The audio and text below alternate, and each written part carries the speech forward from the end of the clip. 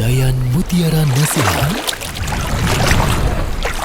Untayan Mutiara Nasihat.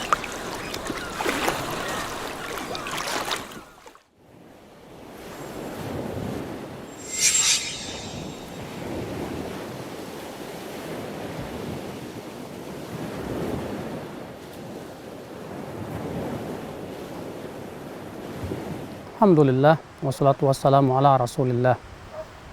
Akhul Islam, berkurban atau berudhiyah adalah ibadah yang agung.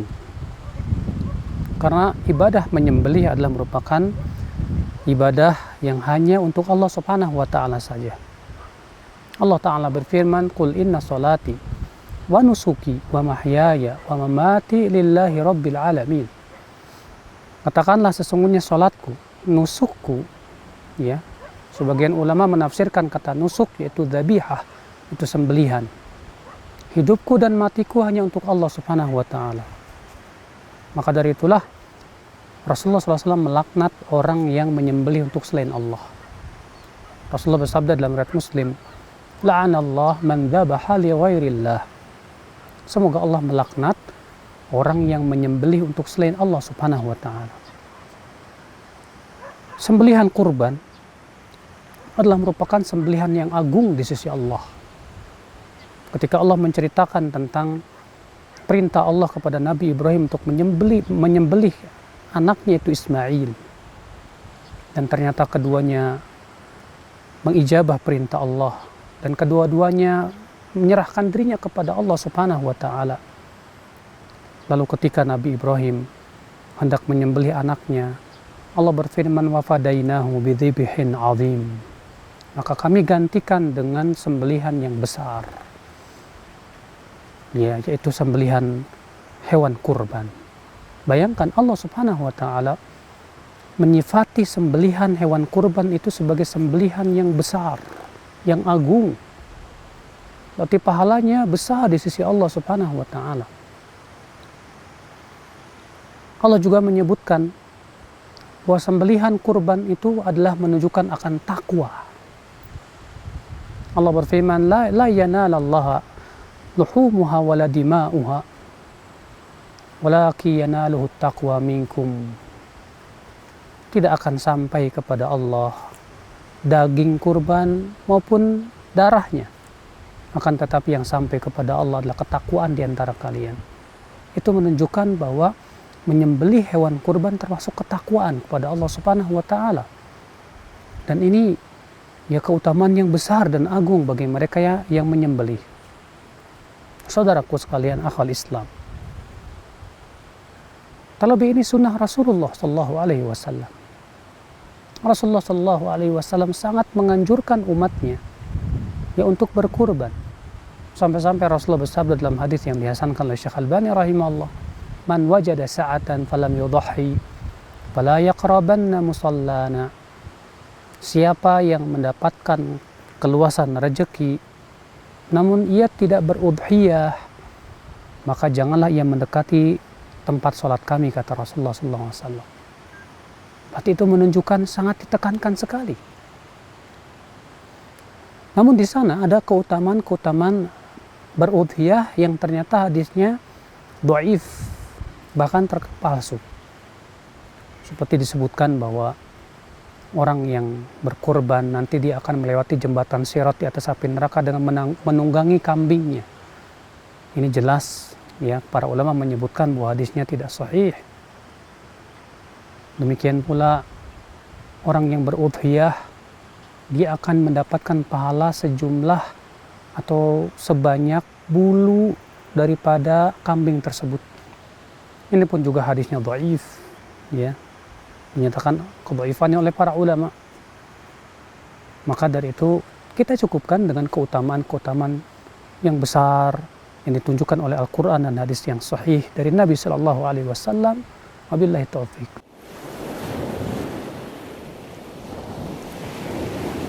Para ulama berbeda pendapat tentang hukum berudhiyah itu, hukum berkurban.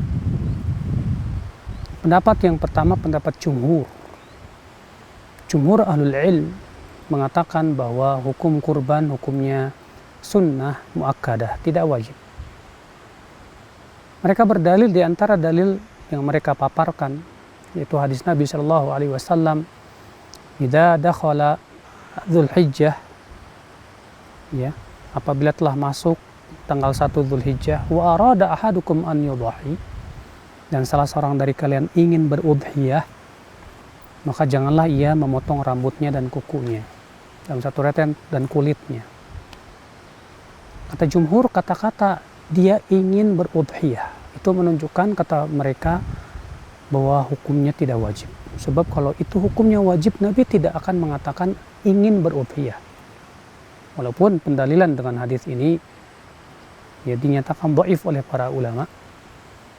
Kata Syekhul Islam Taimiyah, kata-kata ingin tidak menunjukkan kepada hukum ya sunnah. Bagaimana dengan firman Allah Subhanahu wa taala, "Liman syaa'a minkum ayyastaqim." Bagi siapa yang mau, silakan istiqamah. Apakah istiqamah itu hukumnya sunnah? Tentu tidak. Dalil yang paling kuat daripada jumhur adalah yaitu perbuatan para sahabat. Seperti Abu Bakar sengaja tidak berudhiyah. Kenapa? Karena supaya tidak disangka itu ini wajib. Demikian pula diriwayatkan dari beberapa sahabat yang lain. Dan mereka mengatakan bahwa perbuatan para sahabat ini tidak ada yang mengingkari dari sahabat yang lainnya. Sehingga kata mereka ini hujjah. Sebagian ulama berpendapat bahwa kurban atau udhiyah itu hukumnya wajib. Mereka berdalil dengan beberapa hujjah. Dalil diantaranya pertama firman Allah Subhanahu wa taala, "Fashalli li rabbika wanhar." Salatlah untuk Rabbmu dan sembelihlah. Ini perintah, sementara perintah ya pada asalnya wajib, tidak boleh dipalingkan kepada sunnah kecuali dengan dalil, dan tidak ada dalil. Yang kedua, hadis Nabi SAW, "Man wajada sa'atan falam yudhahi fala yaqrabanna musallana." Siapa yang mendapatkan keluasan rezeki namun ia tidak berudhiyah, janganlah ia mendekati tempat sholat kami. Namun menurut jumhur, hadis ini dhaif. Kalaupun sahih, mereka membawa maknanya kepada makna makruh, tidak sampai kepada haram. Sementara Syekh Albani memandang hadis ini sahih atau hasan, dan berhujah dengannya menunjukkan ia akan wajibnya berudhiyah. Nah, mereka, Syekhul Islam Taimiyah rahimahullah, memberikan sebuah kaidah. Mana yang lebih didahulukan? Ijma' yang sifatnya dhanni atau dalil? Ya. Karena ijma' ada yang sifatnya qat'i, pasti, ada yang masih sifatnya dugaan. Nah, jumhur berhujah dengan perbuatan para sahabat yang diklaim bahwa tidak ada sahabat yang menyelisihinya. Berarti ini sifatnya ijma' yang sifatnya dhanni. Sementara di sana ada hadis-hadis dan ayat yang menunjukkan secara lahiriah, secara zahirnya akan wajibnya. Maka Syekhul Islam Taimiyah memandang mendahulukan dalil, lebih didahulukan daripada ijma' yang sifatnya dhanni tersebut. Sehingga beliau berpendapat bahwa berudhiyah hukumnya wajib. Terlepas wajib atau tidaknya, selama kita mampu untuk berudhiyah, apa susahnya kita untuk berudhiyah? Bukankah pahalanya besar ya? Sangat rugi kita diberikan oleh Allah kesempatan untuk berudhiyah, kita punya uang dan pahalanya besar di sisi Allah, lalu kita sia-siakan kesempatan yang besar seperti ini. Demikian ya tentang hukum udhiyah. Wabillahi taufiq.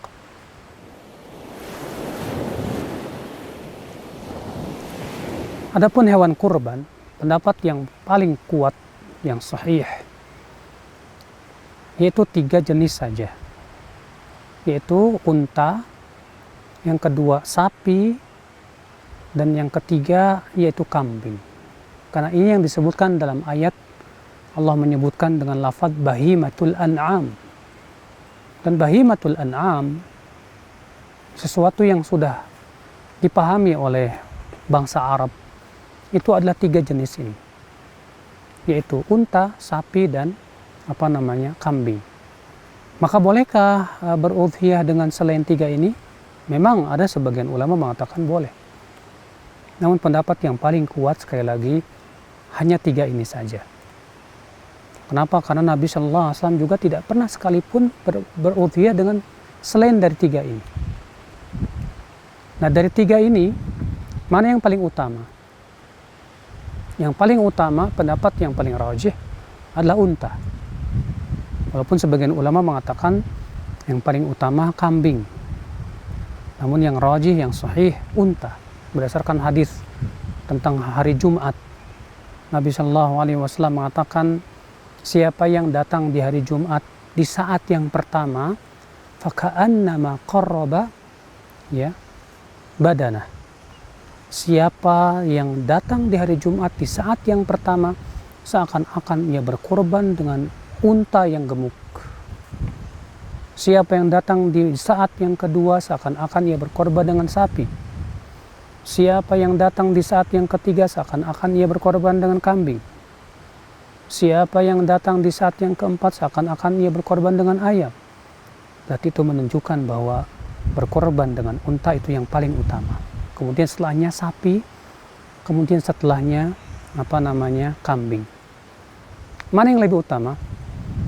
Yang jantan atau yang betina? Dalam hal ini kata para ulama sama saja. Namun dilihat mana yang lebih mahal harganya, maka itu yang paling dicintai oleh Allah Subhanahu wa taala. Semakin mahal harganya dan semakin kita mengeluarkannya dengan perjuangan tentunya, maka itu semakin utama di sisi Allah Subhanahu wa taala. Dan ingat, untuk hewan kurban juga ada batasan umurnya. Ya, untuk kambing tidak boleh kurang dari 1 tahun. Nah, adapun biri-biri, sebagian ulama mengatakan kalau tidak ada yang 1 tahun, maka pada waktu itu boleh yang 6 bulan. Banyak di antara kita, ya ketika membeli kambing, dia tidak bertanya dulu kepada tukangnya, ini kambing umurnya berapa tahun?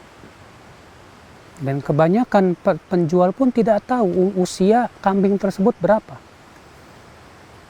Ya, terkadang ada kambing baru umur 3 bulan, karena memang kambingnya besar sudah dijual untuk kurban. Kita katakan ini tidak sah. Saudaraku sekalian, akhwal Islam, azani Allah wa iyyakum. Jadi ini yang berhubungan dengan hewan kurban. Wallahu a'lam.